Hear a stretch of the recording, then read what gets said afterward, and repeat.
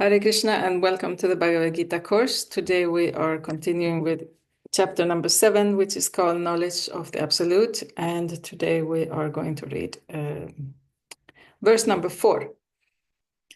Om Namo Bhagavate Vasudevaya. Om Namo Bhagavate Vasudevaya. Om Namo Bhagavate Vasudevaya. So Lord Krishna is saying, Bhumirapo nalo vayu. Kangmano buddhirevacha ahankara ityayam me bhina prakritir ashtada. Translation and purport by His Divine Grace, A.C. Bhaktivedanta Swami Prabhupada, founder Acharya of the International Society for Krishna Consciousness. Ki Jai.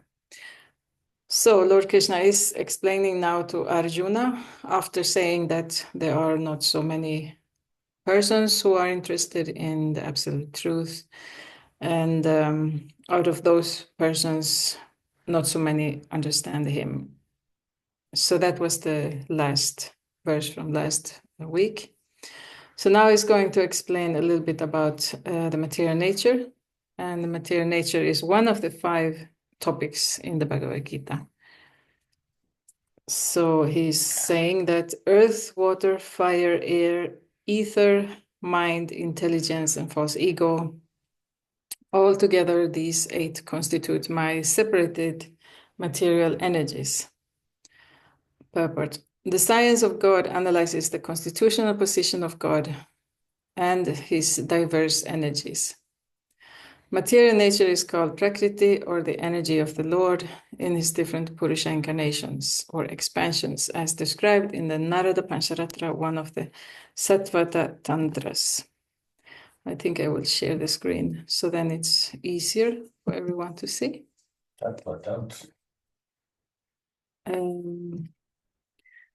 Vishnustu Trinirupani Purushakhyanyato Viduhu Ekantu Mahatta Srashtir Dvitiyam Tvanda Sangstitam Tritiyam Sarvabhutastam Tani Gyatva Vimuchate.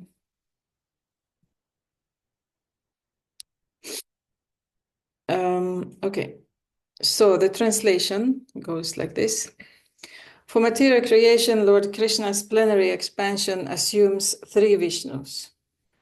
The first one, Mahavishnu, creates the total material energy known as the Mahatattva. The second, Garbhodakashaya Vishnu, enters into all the universes to create diversities in each of them. The third, Kshirodakashaya Vishnu, is diffused as the all-pervading supersoul in all the universes and is known as Paramatma. He is present even within the atoms. Anyone who knows these 3 Vishnus can be liberated from material entanglement. This material world is a temporary manifestation of one of the energies of the Lord. All the activities of the material world are directed by these 3 Vishnus expansions of Lord Krishna. These Purushas are called incarnations. Generally, one who does not know the science of God or Krishna assumes that this material world is for the enjoyment of the living entities, and that the living entities are the Purushas, the causes, controllers, and enjoyers of the material energy. According to Bhagavad-gita, this atheistic conclusion is false. In the verse under discussion, it is stated that Krishna is the original cause of the material manifestation. Srimad Bhagavatam also confirms this. The ingredients of the material manifestation are separated energies of the Lord. Even the Brahma Jyotir, which is the ultimate goal of the impersonalist, is a spiritual energy manifested in the spiritual sky. There are no spiritual diversities in the Brahma Jyotir as there are in the Vaikuntha Lokas, and the impersonalist accepts this Brahma Jyotir as the ultimate eternal goal. The Paramatman manifestation is also a temporary, all-pervasive aspect of the Kshirodakashaya Vishnu. The Paramatma manifestation is not eternal in the spiritual world. Therefore, the factual absolute truth is the Supreme Personality of Godhead Krishna. He is the complete energetic person, and he possesses different separated and internal energies. In material energy, the principal manifestation are 8, as above mentioned. Out of these, the first 5 manifestations, namely earth, water, fire, air, and sky, are called the 5 gigantic creations of the gross creations, or the gross creations, within which the 5 sense objects are included. They are the manifestations of physical sound, touch, form, taste, and smell. Material science comprises these 10 items and nothing more. But the other 3 items, namely mind, intelligence, and false ego, are neglected by the materialist. Philosophers who deal with mental activities are also not perfect in knowledge because they do not know the ultimate source, Krishna. The false ego, I am and it is mine, which constitute the basic principles of material existence, includes 10 sense organs for material activities. Intelligence refers to the total material creation called the Mahatattva. Therefore, from the 8 separated energies of the Lord are manifest the 24 elements of the material world, which are the subject matter of Sankhya atheistic philosophy. They are originally offshoots from Krishna's energy and are separated from him. But the atheistic Sankhya philosophers, with a poor fund of knowledge, do not know Krishna as the cause of all causes. The subject matter for discussion in the Sankhya philosophy is only the manifestation of the external energy of Krishna as it is described in the Bhagavad-gita. So that was the end of the purport. Om Jnana-timirandasya Gyananjana Salakaya Chakshurunmilitan Jena Tasmai Shri Gurave Namaha. Jaya Shri Krishna Chaitanya Prabhu Nityananda Shri Advaita Gadadhara Shri Vasadi Gaura Bhakta-vrinda. Hare Krishna, Krishna Krishna, Hare Hare, Hare Rama, Rama Rama, Hare Hare.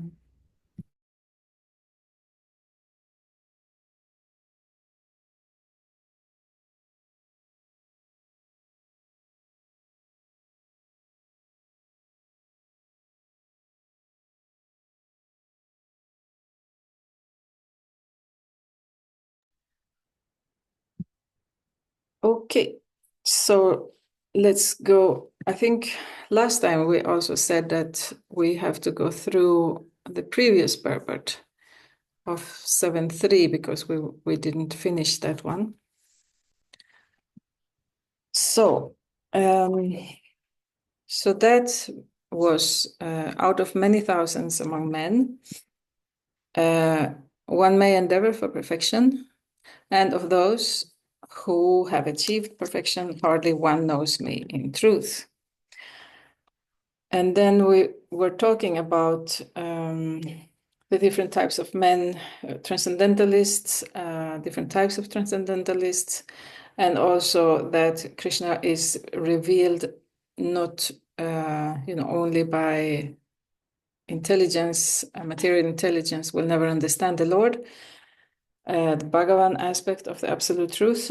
So the Bhagavan aspect of the absolute truth can only be understood when he himself chooses to reveal himself. So that was the conclusion which we were talking last time. And so let's see here. There was some important aspects which I wanted to go through, but we didn't have time. So Prabhupada is saying that, explaining that Krishna, he is the absolute, he is the Supreme Personality of Godhead, the cause of all causes. So cause of all causes means that from somewhere everything has come. So that is that definition, according to the Vedas, that is God. From somewhere everything has come. And then someone may argue, from where did that something come? So that is the thing, that is God. There you have found God when you come there, and he has no source because he is the source. And that can only be understood when you accept eternality, not that something starts and something ends. That's within the material realm. You will see something starting, then you have the middle, and then you have the end of that. But in beyond the material world, which is called the transcendence, or the spiritual sky, then the time is different because you have the beginning, the end, and the middle. You have them all together in one. So that's how eternality can be caused. So that's why the Supreme Lord, he has always existed, and he has caused everything else. So he's the cause of all causes, and according to the Vedas, that is called Vedanta philosophy, which is theistic philosophy. Other philosophical schools from the Vedas, there are 6 in total. They explain that something else is the cause of all causes, like the atoms, for instance, or the material energy, and so on, karma, and so on. So anyway, so this is how the Vedas is explaining the Supreme Lord. And he also has a name, for instance, Lord Govinda, Krishna, Vishnu, and so on. Ishvara Parama Krishna Sachidananda Vigraha Anadir Adir Govinda Sarvakarana Karanam. So that is the verse from Brahma Samhita, which is basically explaining who God is and also the symptoms of God. That Ishvara is the supreme controller of all controllers. So there is always like this hierarchy. You have always some controller. You have Trump, and you have like nowadays you have the Putin, and Modi, and so and Xi, or whatever his name is. So one can say, oh, they are the controllers of the world. But above them, they are the demigods, and above them they are the wives. And then above them are the demigods, and above them are the demigods' wives. And above them, so then you have the Supreme Lord, Ishvara Parama Krishna. His name is Krishna. Sachidananda Vigraha, his eternal form, transcendental eternal form, is made of bliss and knowledge. Anadirari Govinda, he is the original person. His name is Govinda, and Sarva Karana Karanam, he is the cause of all causes. So here in this small little sloka or verse, you have in a nutshell who is God and description of what he is, like a definition of God. So Prabhupada continues in the purport, it is very difficult for the non-devotees to know him. So those who are not devotees of Krishna, they cannot know him. They can't understand him. And that's, we can also see, like there are so many philosophers who are writing so many different books over centuries, after century after century, and none have even come close to understand who is the Supreme Lord, or even to come with any definitions, because they are not devotees. So although non-devotees declare that the path of bhakti or devotional service is very easy, they cannot practice it. So I have also met people who say that, oh, it's so easy to chant Hare Krishna 16 rounds every day, it's like peanuts. But until today, and that was maybe 20 years ago, they are not doing it. So it's not easy. It may look simple, but something simple may not be so easy. So that's what Prabhupada is saying, that non-devotees, they think, oh, the bhakti path is too much easy. But then they can't do it. They go to something else, which is, even more difficult. And God knows when they're going to come to the, ultimately one comes to the conclusion that bhakti is the path. So why not, take it up now? Why wait? So they can't practice it. So if the path of bhakti is so easy, Prabhupada says, as the non-devotee class of men proclaims, then why do they not take up the difficult path? Actually, the path of bhakti is not easy. The so-called path of bhakti practiced by unauthorized persons without knowledge of bhakti may be easy, but when it is practiced factually, according to the rules and regulations, the speculative scholars and philosophers fall away from the path.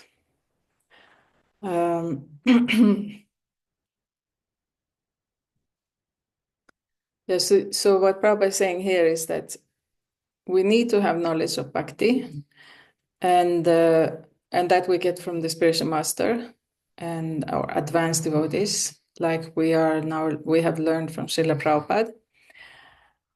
And then we need to know how to practice it also, according to the rules and regulations. And there is a book which one can read. It's Nectar of Devotion by Rupa Goswami.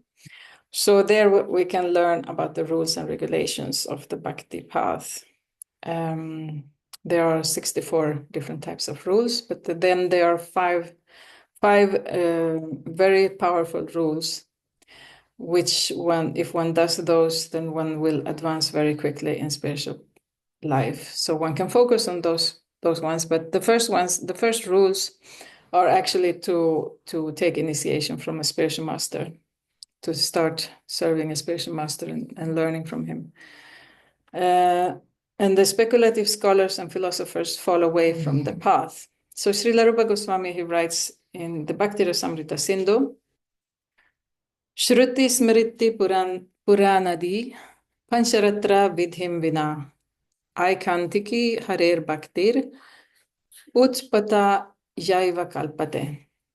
So the translation, devotional service of the Lord that ignores the authorized Vedic script literature like the Upanishads, Puranas, and Narada Pancharatra is simply an unnecessary disturbance in society.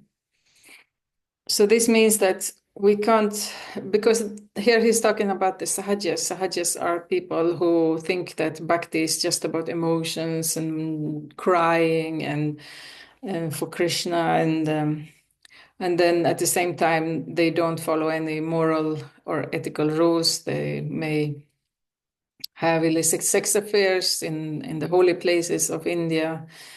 We have seen many Babajis in Radhakund, for instance, having sex affairs with unfortunate women who thinks that somehow, I don't know how they make it, how they can think that these so-called Babajis are advanced, while at the same time they are having sex affairs with their female disciples. So of course there can be some temporary fall down, and then they correct themselves. But if one sees that they have not corrected themselves after many years, so then it's quite obvious that they belong to the category of sahajiyas. Sahajiyas means someone who is taking everything very cheaply. And they just like to take one part of Krishna consciousness, and then they don't like to take the other part. But it has to be, everything has to be like on the proper foundation. And the foundation is actually knowledge. That's why it's so important that we study the Shastras. So that's why Rupa Goswami here is saying that devotional service to the Lord that ignores authorized Vedic literature, meaning they don't bother to study the philosophy. They don't bother to understand the philosophy.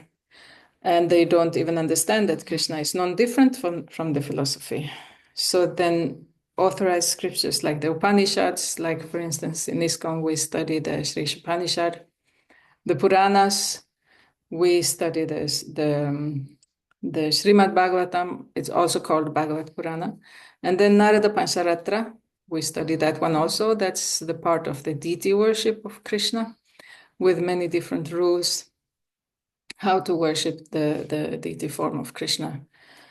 So it's simply an unnecessary disturbance in the society if one is not properly educated within bhakti. So many people think that, oh, spiritual life is, something which everybody can do. It's like we have it in the heart and we just feel and we just, go with the feeling. But it is actually a science.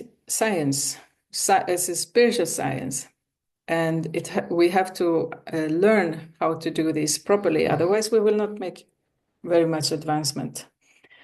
Or if we do make advancement, we may lose. It's not that we are losing the result, but it may be blocked from us. The result may be blocked.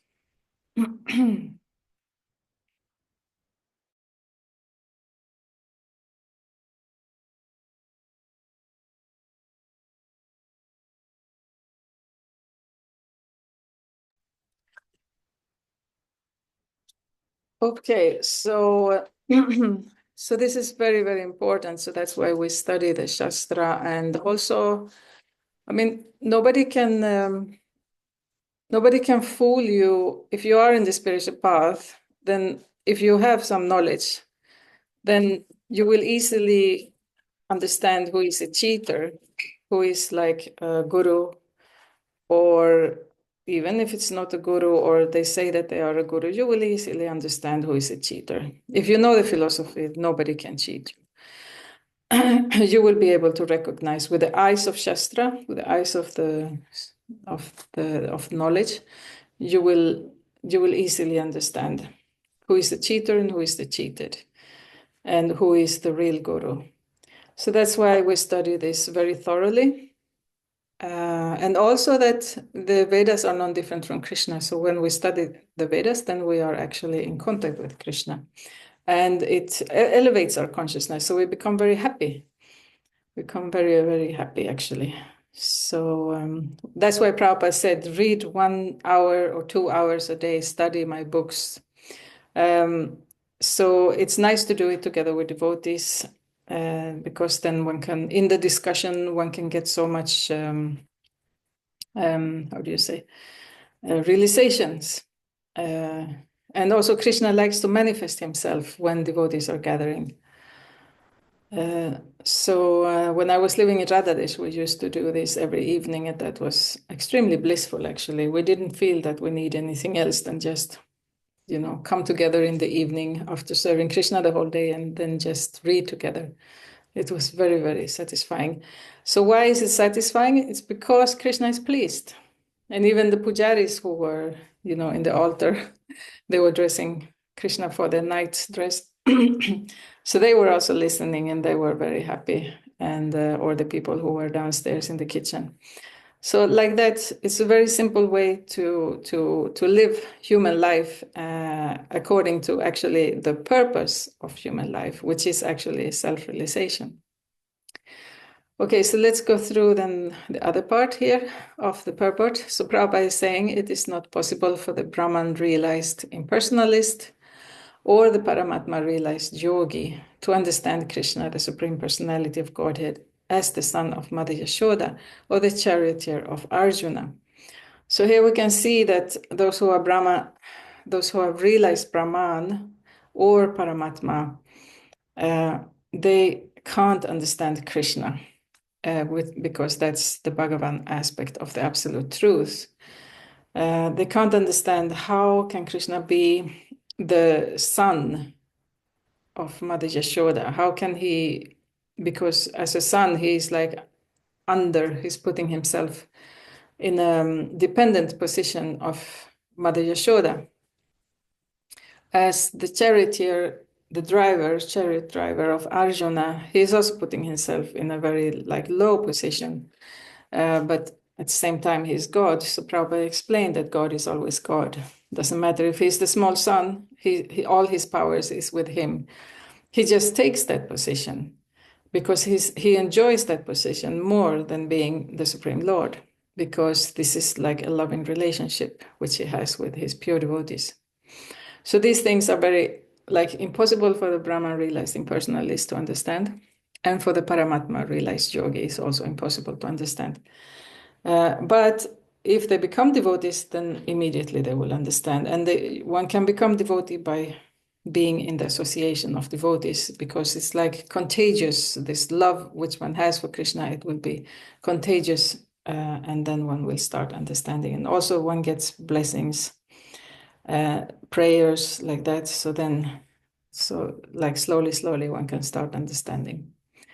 So Prabhupada is saying that even the great demigods are sometimes confused about Krishna. Muhyanti yat suryaha, mangtu veda na kashana. No one knows me as I am, Krishna is saying. And if one does know him, then sa mahatma sadurlabaha. Such a great soul is very rare. Therefore, unless one practices devotional service to the Lord, one cannot know Krishna as he is. Tatvataha. So here it comes again. You practice devotional service, Krishna will reveal himself. Even though one is a great scholar or philosopher, it doesn't matter. You may be a great scholar, you may be a great philosopher. If God is not revealing himself, you will never understand him. And he will reveal himself only if you serve his devotees, his pure devotees. So only the pure devotees can know something of the inconceivable transcendental qualities of Krishna. His being, the cause of all causes, his omnipotence and opulence, his wealth, fame, strength, beauty, knowledge, and renunciation. Because Krishna is benevolently inclined to his devotees. So this omnipotence, or he's the cause of all causes, his opulence means that he's actually he has all the yoga powers, he has all the how do you say, the energies. He is very wealthy because he is the owner of all the worlds, all the universes, everything. He is the most famous. He is the most strong. He's the most beautiful. He's the one who has the most knowledge because he has the knowledge of all the whole creation. And he's the most renounced. So he has no false ego. He's not attached. And because Krishna is benevolently inclined to his devotees, then he is going to reveal all these things for his devotees, like he's doing in the Bhagavad-gita, and also in the Srimad Bhagavatam and other scriptures. So he is the last word in Brahman realization, and the devotees alone can realize him as he is. And then there is one verse here from Bhakti Rasamrita Sindhu. Ata Shri Krishna namadi na bhavet grahyam indriyai sevan mukhi jivadao svayam eva spuratyadaha. No one can understand Krishna as he is by the blunt material senses. So that we can understand, that just, like so many atheists are saying, have you seen God? And no, not with the blunt material senses, you can't see him. But he reveals himself to the devotees, being pleased with them for their transcendental loving service unto him. So in another verse in Bhagavad-gita, Krishna is saying that there is this curtain, it's like an invisible curtain, which is like making us blind to see that God is actually right in front of us all the time. So when that curtain is taken away, when Krishna tells Maya, take that curtain away, so then he will appear. The Supreme Lord will appear. And actually there was one Muslim girl who was very surprised when I one time told her that, yeah, but God is going to appear one day to us. And she was like, what? God? Are we going to see him one day? And I said, yes. Otherwise, what's the meaning of religious practice if it's not, to come in contact with the Supreme Lord and so that he will see you and you will see him? I mean, he's seeing us all the time. So like that. These were very important things which we were speaking last time. So today, unless you have any questions, but it doesn't look like, anyways. So today we go through this very interesting, one of my favorite verses from the Bhagavad Gita. Actually, one can think that why is this dry verse so your favorite verse? It's not dry. It's extremely important, because here Krishna is revealing something which, if we just understand this, then we can actually become liberated and go back home, back to Godhead. So Krishna is explaining his separate material energies and what are they consisting of. It's like the earth, water, fire, air, ether. So those are the five gross material energies. And then you have the subtle ones, the mind, intelligence, and false ego. So our body, which we can see and touch and see and touch, smell, taste, and what was the other one? nose, taste, hear. We can also hear it. So we can perceive what we can perceive with our five senses are actually made of a combination of earth, water, fire, air, and ether. And then we have the mind. The mind is invisible. Intelligence is invisible. False ego is invisible. But they are still actually belonging to the material energy. So all these are Krishna separated material energies.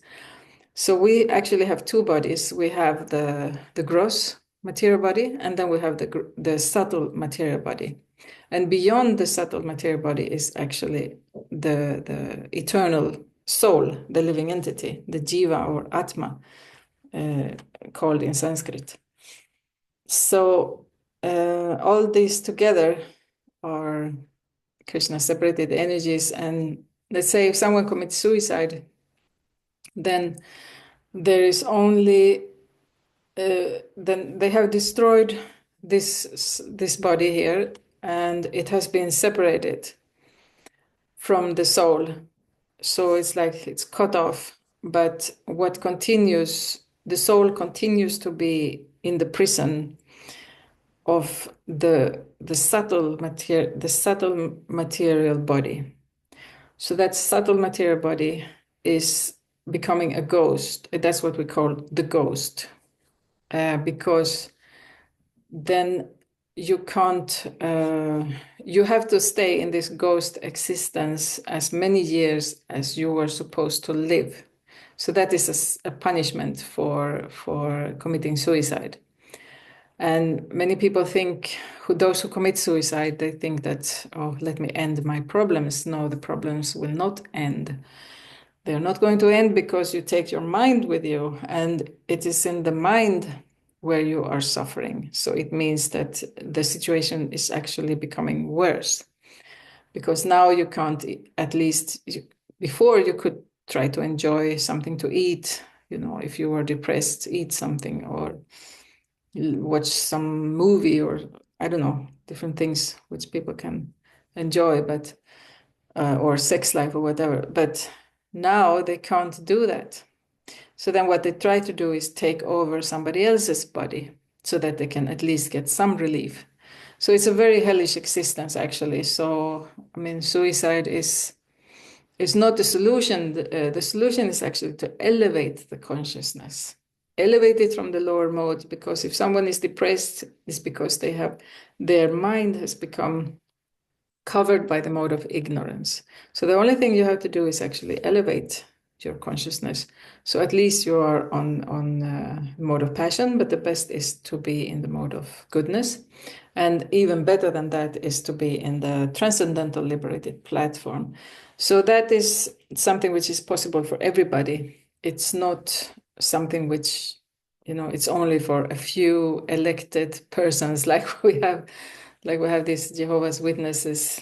There's only 144,000 people who are going to go to heaven, and everybody else not. No, it's not like that, because the kingdom of God is not limited. It's all the time expanding. So don't worry, there is space for everyone.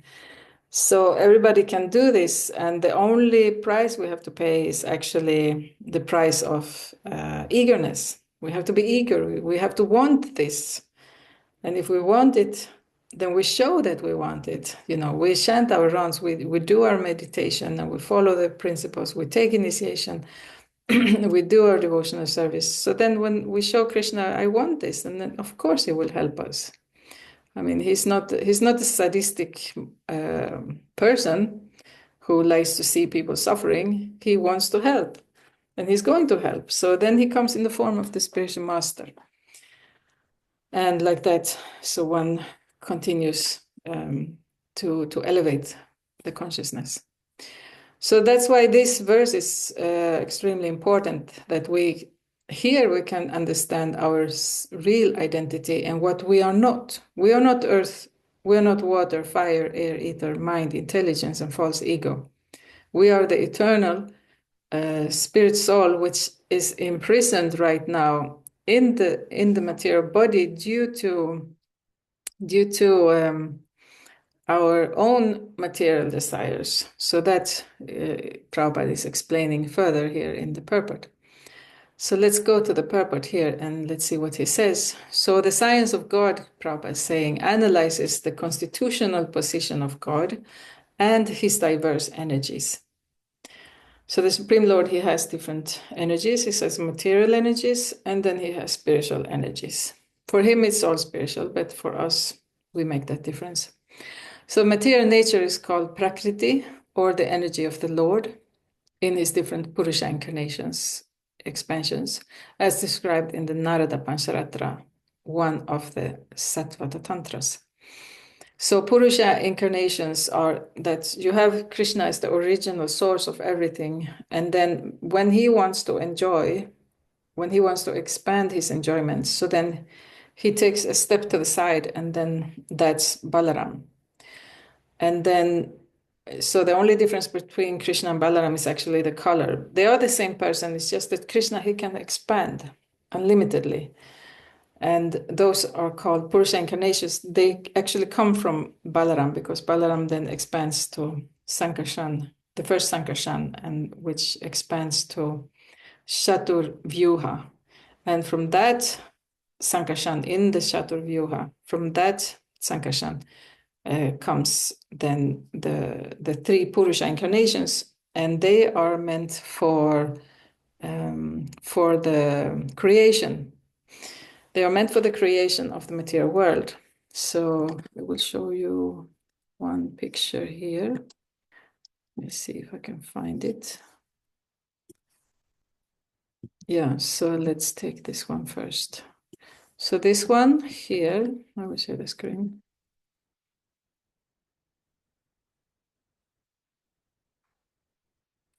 So what you see here is that is Karanadakashaya Vishnu, the Kaushal, the Karanadakashaya Vishnu. He lays down in the Kaushal ocean, and he enters his yoga nidra sleep. So he's embraced by his wife, called yoga nidra, and he enters some kind of meditative sleep. And then he lays down in that ocean, and when he exhales, comes from his pores comes the universes, and then the universes start to expand when they're out from his transcendental body. And within every universe, then later on, is coming Garbhodakashaya Vishnu. And Garbhodakashaya Vishnu is, okay, I have a small little picture here. I hope I can make it a little bigger. No, it's not possible. Anyway, I will still share the screen so that we can see. Yeah, so here is Garbhodakashaya Vishnu, and he lays down in each universe. And in each universe, then he enters there as the second Purusha avatar.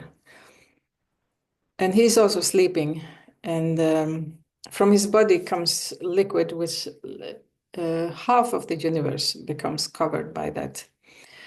And from his navel starts growing a lotus flower, and from there the first living entity is born, which is called Brahma. So he's like the secondary creator, and he creates all the planets, and then he also creates the Prajapatis, and the Prajapatis create all the different species which are going to live in the different planets. And then after that, just so that everything starts rolling, you could say start moving, which is the time factor. So then we take this one here. So that is Kshirodakashaya Vishnu, which he has his own planet, transcendental planet within the material world. And he lays down in the milk ocean. Here we can see the demigods coming sometimes to ask Kshirodakashaya Vishnu for help. Demigods are servants of the Lord, of Lord Vishnu, and they help to take care of the whole universal affairs. So each demigod are actually rulers of one planet. So there are 33 million demigods. And very interestingly, how the Vedas are describing that each planet is ruling a certain part of everybody's body. So there's one planet who rules the head, and then another planet which rules different organs of the body, and so on. And interestingly, when a person is born, so then there is in the horoscope, through the Vedic astrology, one can see if this person has some difficulties with different diseases. And that is because certain planets who are ruling over different parts of the body are actually in a inauspicious position in their horoscope. And that is why someone born like that is because of the karma from previous life. So everything is like recorded when the planets are like going like this in constellation. So everything is recorded, and then in the next life one has to pay off different debts. But if one has done something good, one will also ripe different fruits. So like this, the whole, you can say, the cosmic cooperation between the Supreme Lord, this Kshirodakashayi Vishnu, and the different demigods, and the human beings. If the human beings are choosing to cooperate with the demigods and with the Supreme Lord, so then everything will flow, everything will be harmonious, life is great, and then after they die, they go back to Godhead.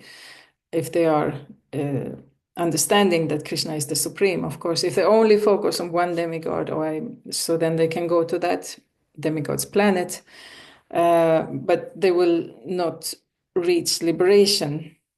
So in other parts of Bhagavad-gita, Krishna is saying that this demigod worship is, if it's not connected to him, so then that is not recommended. It's the wrong type of worship, which leads only to temporary results, and he doesn't recommend it because the result is temporary.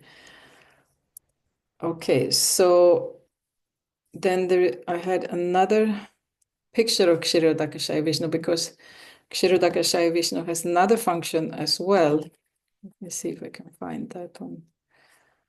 Oh, that one disappeared. Yeah, I downloaded it, but maybe it went to some other place. Anyways, the Kshirodakashayi Vishnu also has a function of being the super soul in everybody's heart. And let me see if I can find it. Would be nice to show it. 1 second. Anyways, let's continue. Yeah, so Kshirodakashayi Vishnu, he according to the Vedas, he enters everybody's heart. So he's like the eternal companion of the living entity. We come from the spiritual world, so when we decide not to be with Krishna, so then Krishna goes with us in the heart as the super soul, and that is Kshirodakashayi Vishnu. Prabhupada will explain this a little later here. So let's go back to Prabhupada's purport. So Prabhupada is quoting one verse from Narada Pancharatra, and then the translation of that verse is that for material creation, Lord Krishna's plenary expansion assumes 3 Vishnus. The first one, Mahavishnu, creates the total material energy known as the Mahatattva. So that one I showed, that was the first one. The second, Garbhodakashayi Vishnu, Garbhodaka Vishnu, enters into all the universes to create diversities in each of them. That was the second one who lays down at the bottom of the universe. And the third, Kshirodaka Vishnu, is diffused as the all-pervading supersoul in all the universes and is known as Paramatma. He is present even within the atoms. Anyone who knows these three Vishnus can be liberated from material entanglement. So that is the benediction of knowing about these three Vishnus.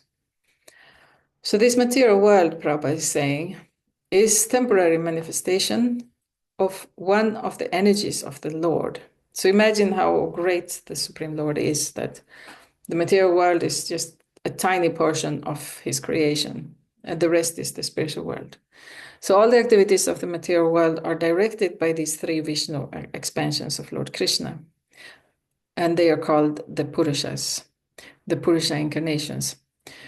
Generally, one who does not know the science of God or Krishna assumes that this material world is for the enjoyment of the living entities, and that the living entities are the Purusha. So here we see how when we come here into material world, we become covered by ignorance and passion.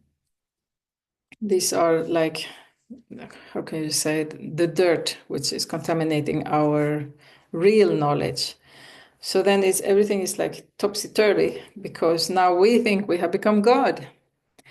And we can see that the Purushas, they are sleeping, which means that this whole creation is like their dream. So when we dream something, it's like an illusion, it's not reality.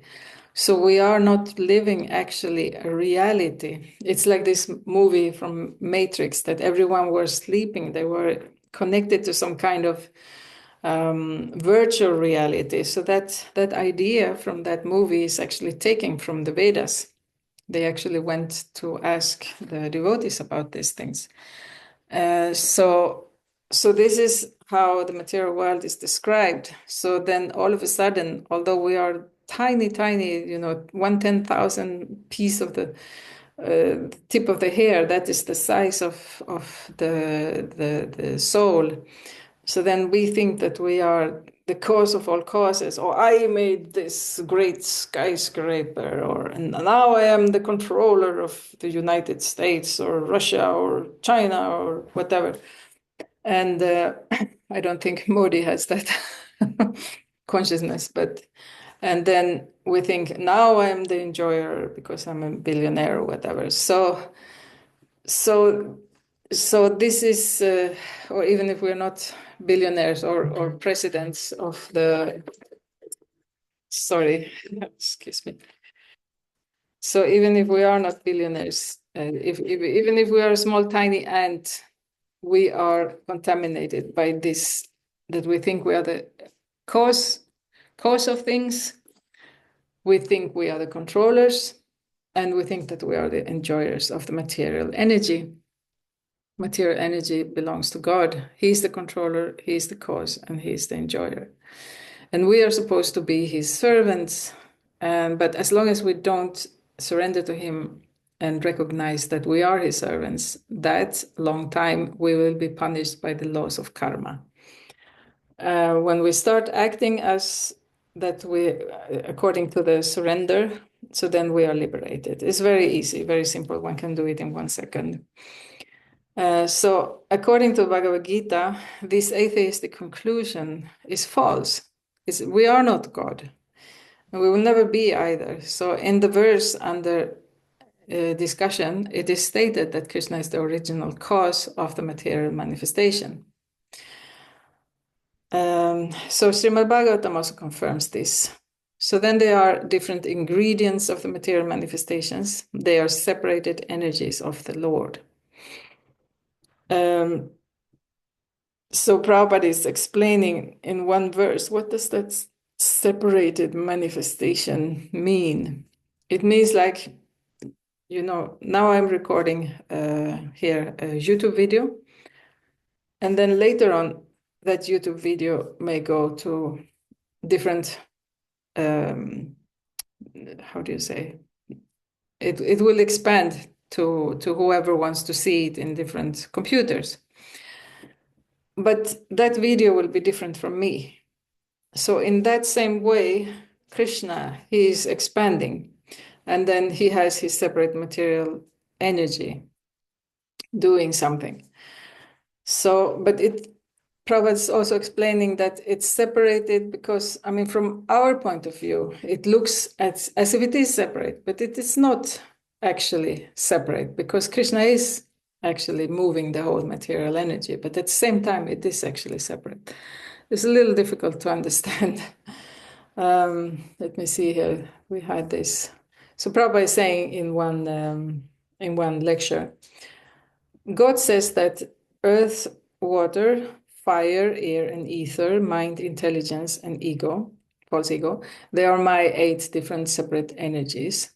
The energy cannot be separate from the energetic. So Krishna is the energetic and Maya is the energy.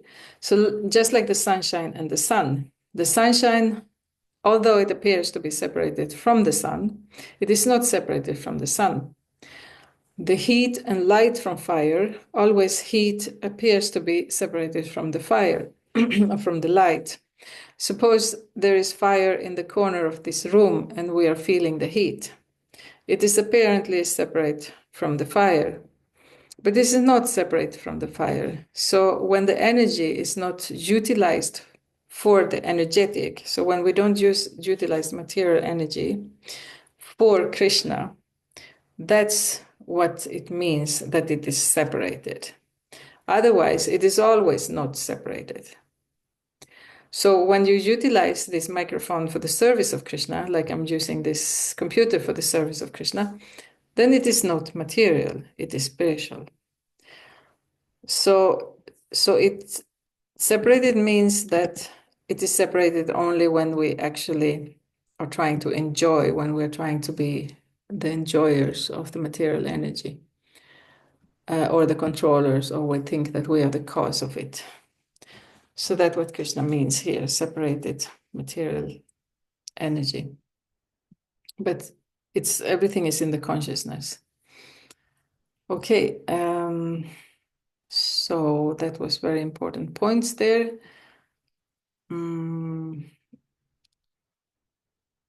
So in the verse under discussion, it is stated that Krishna is the original cause of the material manifestation. Srimad Bhagavatam also confirms this. The ingredients of the material manifestation are separated energies of the Lord. Even the Brahmajyoti is like the light which comes from Krishna's transcendental body, which is the ultimate goal of the impersonalist, is a spiritual energy manifested in the spiritual sky. There are no spiritual diversities in the Brahmajyotir.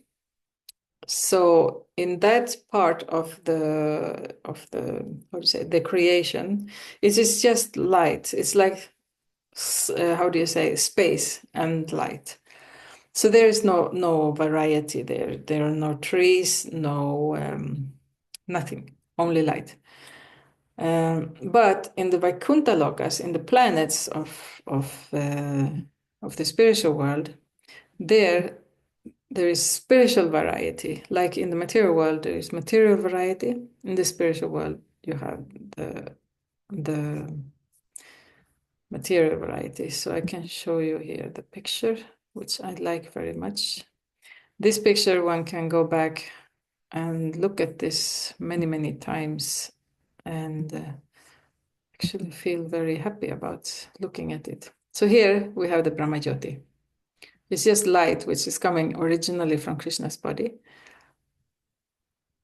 And here you have the material manifestation, the separated material energy of Krishna. And here you have the spiritual energy of Krishna. And here is variety, as you can see. Here is no variety. And here is variety again. So that's what Prabhupada is trying to explain in this purport here. So the ingredients of the material manifestation are separated energies of the Lord.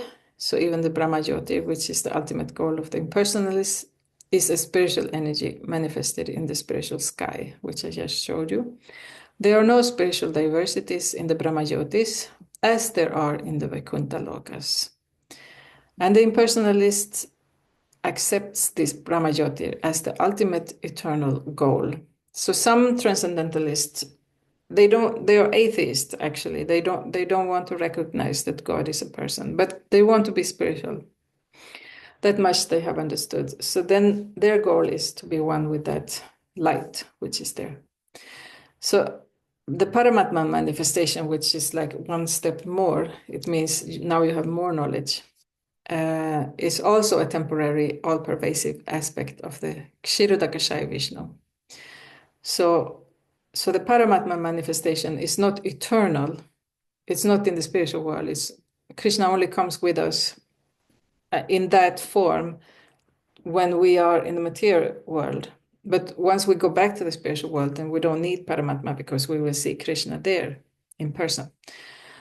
So therefore, the factual absolute truth is the Supreme Personality of Godhead, Krishna. He is the complete energetic person. And he possesses different separated and internal energies. And the last part of the purport, sorry, we are going a little over time. Prabhupada is saying, in the material energy, the principal manifestation are 8, as above mentioned, meaning the earth, water, fire, air, and ether, mind, intelligence, and false ego. So these are the 8 ones which Prabhupada mentions. So out of these, the first 5 manifestations, earth, water, fire, air, and sky, or ether, are called the 5 gigantic creations of the gross creations, within which the 5 sense objects are included. They are the manifestations of physical sound. Sound and ether are connected with one another, and the hearing, the ear. And then you have the touch. Touch and air are connected to one another, including the ether. And that's the skin. And then you have the form, and that is connected with the fire, because without fire, without light, you can't see. So within fire, then you have also the air. Without air, there can't be any fire. You need oxygen. And then without the, what do you call it? Ether, then nothing can move. So within the air, you have the other 2, and that's connected with the eyesight. And then you have the taste, which is connected with the water element, and the tongue, or the sense of taste. So within the water, then you have also the fire, the air, and the ether. And then the last one is the smell, which is connected with earth. From earth come all the smells. From the plants, you can feel all the smells. Because the fire in itself does not actually have any smell. The smell comes from the earth. So in the earth, then you have all the other 5. So like that, Srimad Bhagavatam is explaining them. And the smell is connected with the nose and the smell sensation. So like that, they are connected. So if you look at most of the living entities, they have 5 senses. Some have maybe only 4 senses. Some can't, they don't see, but or they don't smell. But they have maybe the touching sensation, like that. It depends on which living entity and which body. So everybody, but the soul has the 5. So they are like, so then the gross material body is actually building on that. So these, why do we have the senses? It's because we want to enjoy in the material world, so we get material senses. Otherwise, we can't enjoy the material world. So then that's why we have the senses, and then they are connected and to the brain, and then we have some different types of, pleasure experience, which are very temporary, like, 1 second, 2 seconds. It's not much to go for. Spiritual ecstasy can be for many hours, because that's connected to the soul in connection with Krishna. So then Prabhupada is saying that material science comprises these 10 items and nothing more. So material science doesn't go beyond these actually 5. But the other 3 items, namely mind, intelligence, and false ego, are neglected by the materialists. I mean, psychologists may know something about the mind, and some people are neurologists, know something about the brain and the intelligence, but not much. And then false ego, nobody even thinks about that. Everyone speaks about ego, but they don't know really what they're talking about, because what is that false ego? Some spiritualists, they want to get rid of the ego completely, like the Buddhist, but that's no solution. Like, that's just a spiritual suicide. What we should do is purify the heart. We have to purify the heart, so that we come in contact with the real ego, which is actually a surrendered soul to the Supreme Lord, who is cooperating in harmony with the rest of the creation. Like a person in the prison doesn't want to cooperate with the rest of the society. So then that's why they are in prison. And that's why we are in the material world, because we don't want to cooperate with the Supreme Lord. Very simple. But our ego may say, no, I'm good. No. If we are in the material world taking birth here, we have to be humble and say, okay, I have done something really bad. My attitude is wrong towards God. And that's why I'm here, and that's why I'm punished. But we can always change, and let's try to change then, so that we can have eternal blissful life in the spiritual world with the Supreme Lord and all his devotees. So, but this false ego here, so then material scientists are not so much interested in that, maybe even don't even understand that it exists, because their false ego is very great. So philosophers who deal with mental activities are also not perfect in knowledge, because they do not know the ultimate source, Krishna. So the false ego is described here by Prabhupada. False ego is saying, I am this body, and everything which this body is possessing, the bank balance, the house, the car, the kids, the spouse, the position at the job, etc., it's all mine. So that is false, because everything belongs to God. Nothing belongs to us. So this is the false ego, which constitutes the basic principle of material existence. So this is the very, very root of why we are here. It includes 10 sense organs for material activities, which I just I explained the 5 sense organs. But then you have others, which are the hands, the speech, the anus, the genitals, and which one was the legs? Yeah, the arms and the legs. So those are the organs to perform some karma, to perform work. The other ones are just like explaining what is there in the room, what's going on in the room, like knowledge acquiring senses, like seeing what is there, hearing, and so on. So the intelligence refers to the total material creation called the Mahatattva.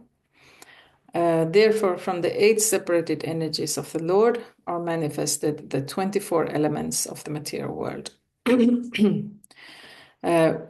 So these 24 elements from the material worlds, we already spoke about 15, and then the mind is 16, intelligence 17, and the false ego 18. And then we have 19 is the super soul. And then we have a few more. I can't remember exactly what those were. So they are subject matter from the Sankhya atheistic philosophy. They are originally offshoots from Krishna's energy and are separated from him. But the atheistic Sankhya philosophers with a poor fund of knowledge do not know Krishna as the cause of all causes. So the Sankhya philosophers, they they don't consider Krishna. They only look at the material world and like try to categorize everything. So like you see the scientists of today, they are like Sankhya philosophers, one could say, because they are like categorizing everything, but they don't want to have anything with God to do. They oh, that's just sentimentality, but they are the sentimental people because they don't want to recognize God because they don't feel for it, because they want to be God. But at the same time, they are very, very busy all the time to analyze God's creation, but without God. So it's an absurd mentality, actually. But that's why we are here in the material world, because we are more or less atheistic. So the subject matter for discussion in the Sankhya philosophy is only the manifestation of the external energy of Krishna. So, and it is described in the Bhagavad-gita. Yeah, so later on, Krishna is explaining also a little bit Sankhya philosophy, and also in the Srimad Bhagavatam, one can read more about that.